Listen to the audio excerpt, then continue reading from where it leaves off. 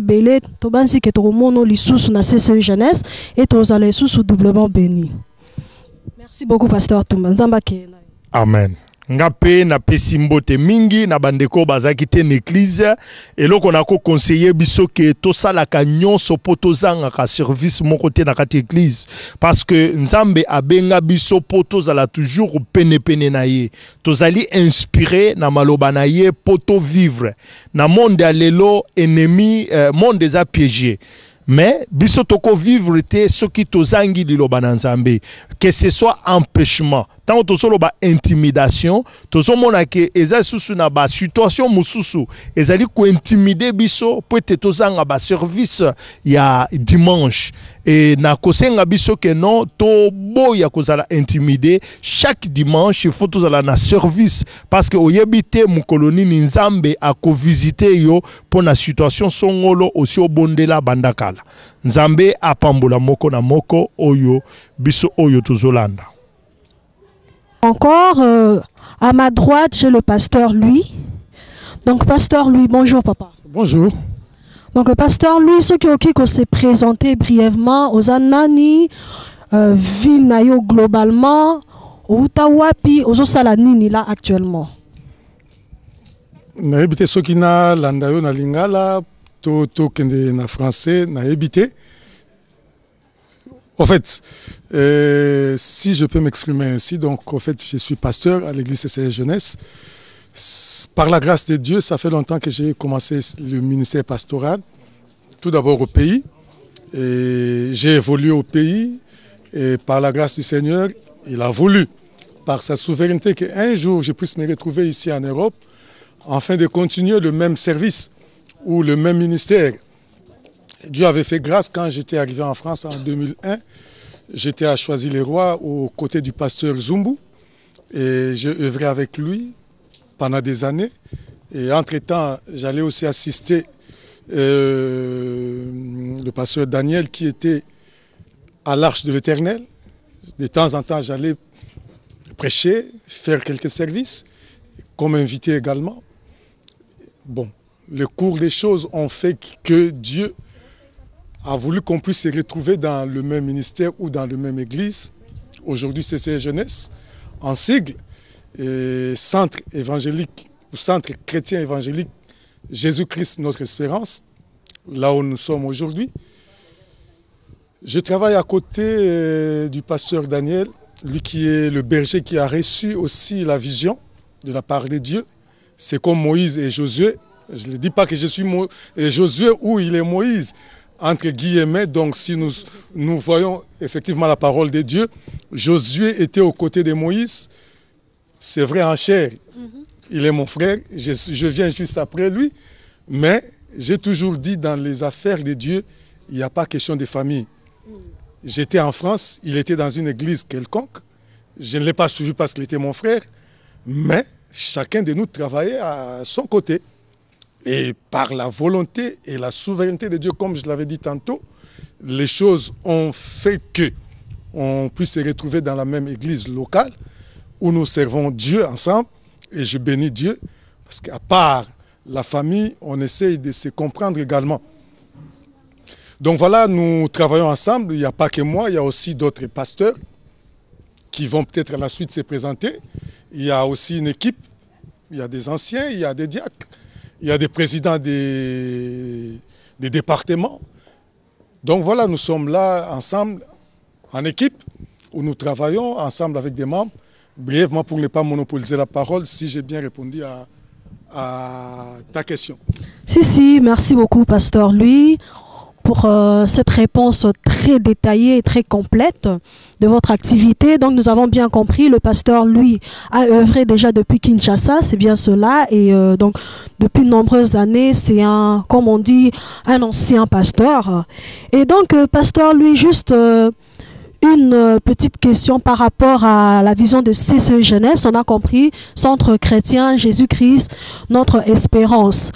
Si je peux prendre un mot, le mot espérance, si vous pouvez juste donner un petit mot par rapport aux bien-aimés qui n'ont pas la chance peut-être de venir vous écouter prêcher à l'église, de bien-aimés qui nous voient et qui nous écoutent, un petit mot brièvement par rapport au mot expérience. Qu'est-ce que vous pouvez leur apporter par rapport à cela?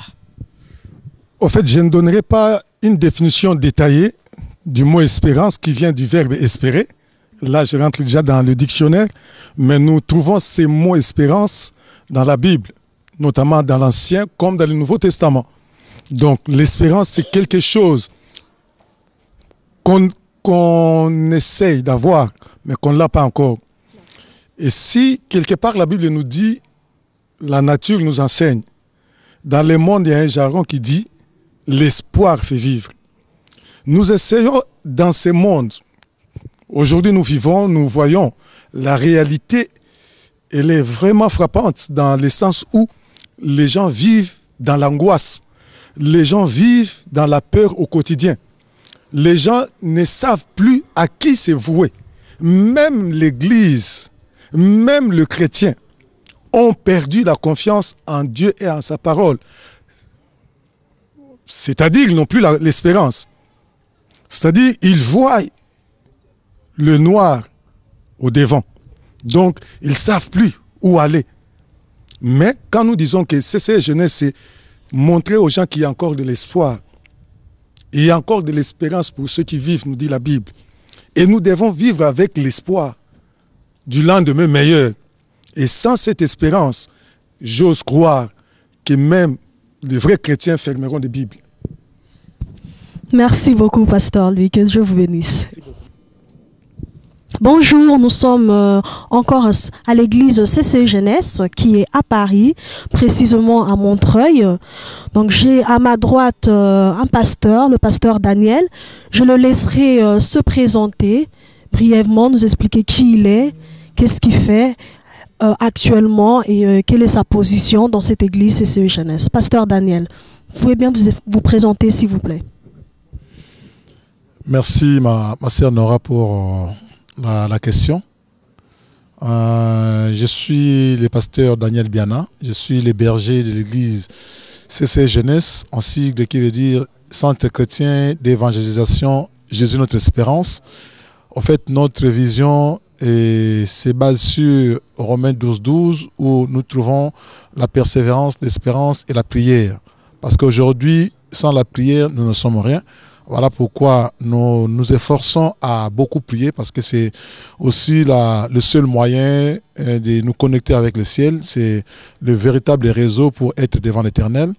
Et comme disait précédemment le pasteur lui, aujourd'hui, c'est vrai que nous avons reçu beaucoup d'enseignements sur le recevoir, mais nous tablons beaucoup sur l'espérance, parce que l'espérance nous fait vivre. Même quand on n'a pas aujourd'hui, mais l'espérance laisse présager que demain, nous pourrons toujours avoir. Voilà pourquoi nous ne voulons pas des choses olé. Voilà, nous voulons vraiment que les chrétiens sachent que même si aujourd'hui nous n'avons pas, mais quand nous sommes accrochés à Christ, demain sera peut-être un jour meilleur. Donc voilà, je suis le pasteur berger, je travaille avec d'autres pasteurs. Donc voilà, et au-dessus de tout, il y a le roi des rois, notre employeur qui est Jésus-Christ. Donc, pasteur Berger, si je peux me permettre une question, c'est vrai que nous avons eu précédemment le pasteur Tumba qui venait de UK, donc du Royaume-Uni, et il a parlé par rapport à CCE Jeunesse, l'impression qu'il a eue de l'Église, et notamment un message qu'il voulait transmettre, c'est-à-dire un message d'agrandissement. Et donc, pasteur Daniel, si vous pouvez juste nous dire un petit mot par rapport à l'impression qu'a eu le pasteur Tumba. Donc, ce message-là d'agrandissement, ce message-là d'évangélisation, il a utilisé le mot évangélisation. Si vous pouvez juste nous donner un petit mot pour la fin par rapport à cela. Dieu merci, je crois que le pasteur Tumba a été seulement dans la lignée de ce que nous faisons. Parce qu'aujourd'hui, quand nous prêchons, quand nous enseignons, surtout ne perdons pas de vue le retour de Christ. Alors, nous qui sommes dans l'église, trop souvent, nous repoussons les autres en disant « Wana batamokili », ce sont les gens du monde, on les laisse là où ils sont. Et nous restons cloîtrés à l'église, et voilà, nous prions le dimanche, et après avoir fermé les portes, nous laissons Jésus-Christ. Alors que l'évangile est venu pour les pécheurs, nous aussi, nous sommes pécheurs. Nous tendons vers la perfection. Nous rejetons les autres, nous disons que batamokili. Et nous, qui sommes nous, hein? Donc voilà, c'est pourquoi nous sommes dans cette lignée d'évangéliser, parce que notre but, c'est appauvrir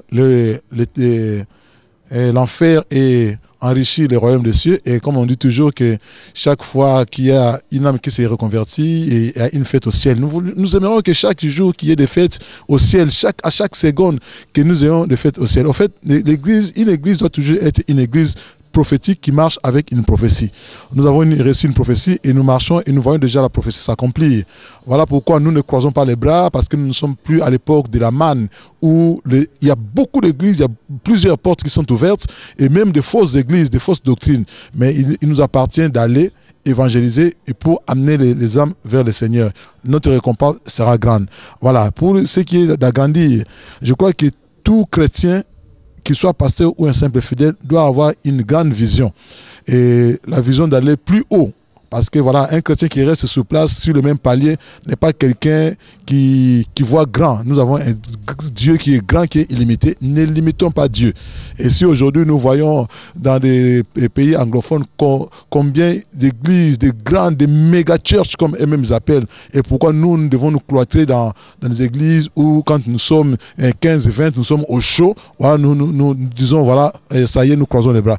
Donc nous voulons évangéliser, non pas pour la gloire d'une église, mais nous devons savoir si nous évangélisons, c'est d'abord pour la gloire de Dieu, et parce que nous amenons les âmes vers Dieu. Merci encore pour toutes les églises qui œuvrent pour l'évangélisation. Que Dieu nous bénisse. Ne soyons pas comme Jonas, même si nous fouillons, mais quelque part nous sommes interpellés à évangéliser. Merci. Donc, en tout cas, merci Pasteur Daniel. Comme il l'a dit, Jésus notre espérance, gardons l'espoir pour vivre. Et surtout, retenons ce mot-là, donc, allons tous appauvrir le camp de l'ennemi, donc le camp du diable, pour enrichir le camp de Jésus-Christ. En tout cas, je suis très béni, je garde ce mot-là, gardons cette phrase-là, donc ce mot de la fin, pour chacun qui va nous écouter. En tout cas, ne l'oublions pas, allons appauvrir le camp de l'ennemi pour enrichir le camp de Christ. Et nous serons tous bénis. Ayez un bon dimanche. Amen. Nous avons reçu Jésus comme Seigneur et Sauveur. Alléluia. Amen. Pas comme dans notre religion. Moi, ne veux pas. On te fait ça. Nous, non. Quelqu'un te dit du mal, te dit que je te pardonne parce que j'ai Jésus en moi. Alléluia. Alléluia. Est-ce que nous sommes là? Amen. Est-ce que nous sommes là? Amen. Je peux continuer? Amen. Il me reste seulement quelques minutes. Je ne vais pas être long. Nous devons changer. La vie doit changer. Autrefois, nous étions enfants, on prenait le biberon. Aujourd'hui, on prend du lait. On prend de la nourriture consistante. Autrefois, nous avons été païens. On marchait selon le loi de ce monde. Mais aujourd'hui, bien aimés dans le Seigneur, nous sommes en Christ. Si je vis, ce n'est plus moi qui vis, c'est parce que j'ai rencontré. Je n'ai jamais vu un homme rencontrer Jésus-Christ et rester le même. Alléluia. Nous devons passer de l'autre côté pour aller du côté où les gens verront que nous sommes réellement meilleurs. Sinon, ça sert à rien de venir à l'église. Les jeunes, les adultes, nous devons tous changer. Dieu nous regarde et le monde nous regarde.